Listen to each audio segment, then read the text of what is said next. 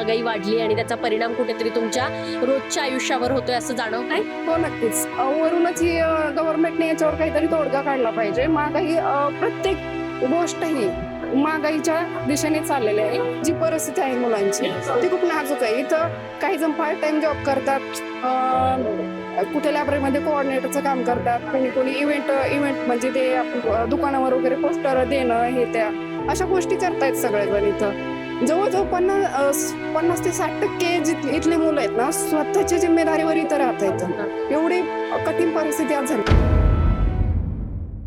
काही दिवसांपूर्वीच पंतप्रधान नरेंद्र मोदींनी सगळ्या देशातल्या नागरिकांना काटकसरीचं आवाहन केलंय.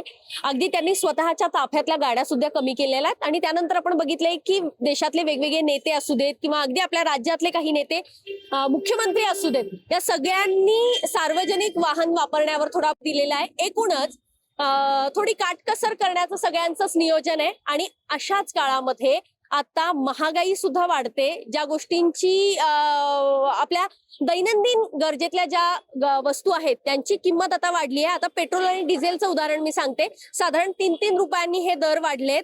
हे दर 3-3 रुपयाचे जरी असले तरी त्याचा परिणाम हा सर्वसामान्य माणसाच्या खिशावर होतोय. सध्या मिळाली आहे खरं तर सर्वसामान्य नागरिकांच्या प्रतिक्रिया आपण नेहमी ऐकतो, पण पुण्यासारख्या शहरामध्ये ज्याला विद्येचं माहेरघर म्हटलं जातं, या शहरामध्ये दूरवरच्या गावातनं येणारे बहुसंख्य विद्यार्थी आहेत आणि त्यामुळे पुण्यातल्या नवी पेठ या परिसरामध्ये मी आहे. या ठिकाणी स्पर्धा परीक्षांचा अभ्यास करण्यासाठी कानाकोपऱ्यातनं मुलं येत असतात आणि 90% मुलं ही सर्वसामान्य घरातलीच असतात. शेती ज्यांची आहे किंवा वडील काही कामधंदा करत असतील तर ते अगदी ठरवून काहीतरी 7-8 हजार रुपये फक्त महिन्याचा खर्च जो आहे तो आपल्या मुलासाठी पाठवू शकतात. अशी ही सगळी परिस्थिती आहे. आता एक थोडा केस स्टडी करायचा माझा विचार मनामध्ये आला आणि माझ्यासोबत आता एक विद्यार्थिनी आहे. तिच्याकडनं आपण जाणून घेऊया की तिचा दैनंदिन खर्च ती कसा भागवते आणि पुण्यासारख्या शहरामध्ये जर राहायचं असेल तर सकाळी म्हणजे अगदी तुमच्या नाश्त्यापासून ते रात्री झोपेपर्यंत जो काही खर्च होतो त्याला किती रुपये लागू शकतात आणि हा खर्च भागवणं त्यांना खरं शक्य होतं का, हे सगळं आता आपण बोलूया. सकाळी अगदी नाश्त्यापासून म्हणजे तू तुझी सोय कशी करते? नाश्ता तुम्ही काही रूमवर बनवतात की बाहेर नाश्त्याला जातात? आणि नाश्त्याला गेलं तर दररोज आपण एकच काही पदार्थ खाऊ शकत नाही, ते कंटाळा येतो. तुम्ही पोहे, उपीट किंवा काहीतरी खात असाल, त्याचा खर्च किती असतो? त्यानंतर दुपारच्या जेवणाचा, चहाचा, हा सगळा खर्च आणि याचं नियोजन कसं करतात? नाश्ता सकाळी कमीत कमी 20 ते 30 रुपये नाश्त्याला जातात सकाळी. तर तिथून पुढे दुपारचं जेवण आणि संध्याकाळचं जेवण 2 टायमाची मेस असते.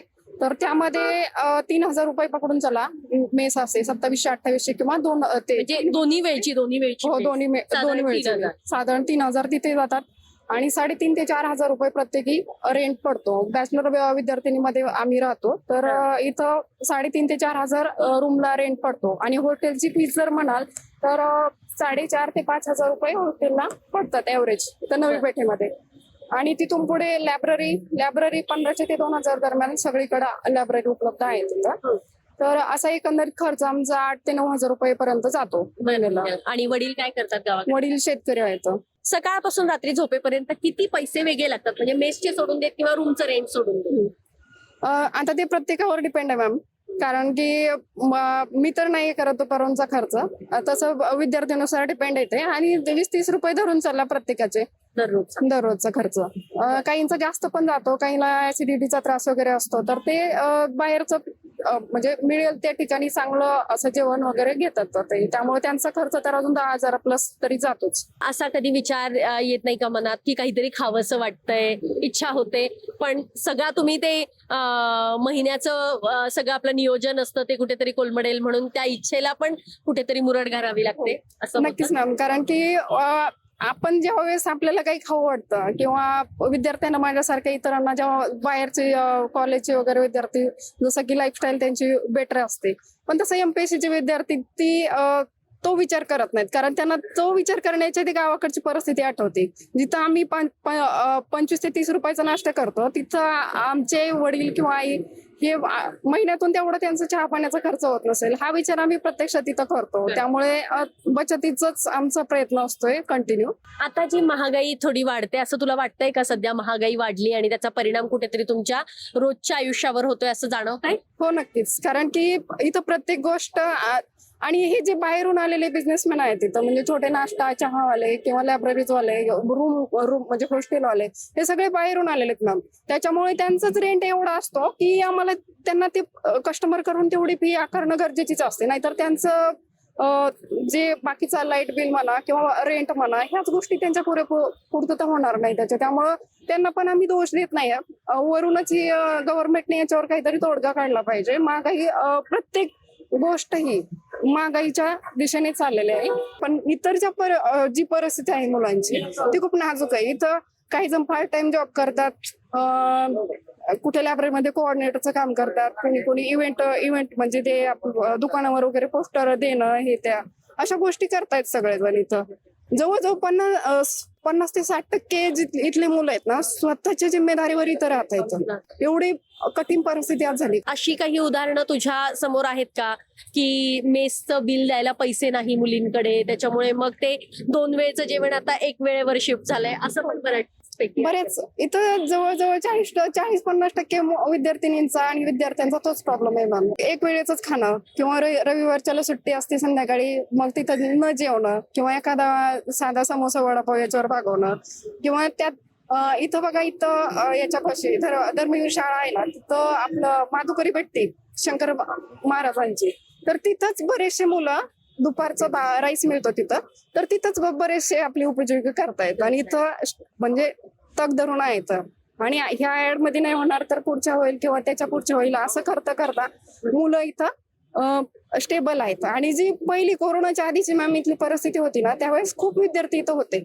पण आता जे गावाकडे लॉकडाऊन मध्ये गेले ना, ते रिटर्न आलेच नाही थोडे. आणि ज्यांची नवीन इच्छा आहे एमपीएससी करण्याची, तर तेच मुलं इथं येतात, 6-4 महिने थांबतात, 1-2 ऍड्स बघतात, नाही झालं तर मग त्या गावाकडे जातात. आणि नवीन ज्यांना इच्छा आहे ते मुलं इथं येतात, क्लासेस वगैरे करतात, परत गावाकडे जातात. हे सध्या वातावरण आहे एमपीएससी मध्ये.